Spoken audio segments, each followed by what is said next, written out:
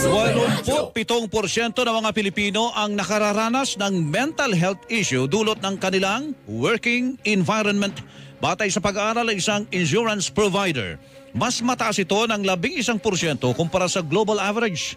Kabilang sa mental health issue na nararanasan ng mga Pilipino ang pagkapagod, hirap sa pagtulog, stress, anxiety, kawalan ng interes, hirap sa pag-concentrate, pagkawalan ng kumpiyansa sa sarili, walang gana sa pagkain at pakiramdam na walang halaga.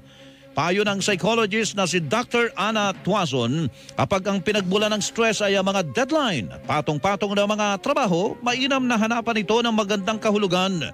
Pagtapos naman ng oras ng trabaho, ugaliing ipahinga ang isip mula sa inyong trabaho. Makatutulong din kung gagamitin ang day off o vacation leave para makapag-relax. Kung ang pinagmumula naman ng stress ay ang mga katrabaho, mainam na kontrolin ang sarili at maging profesional.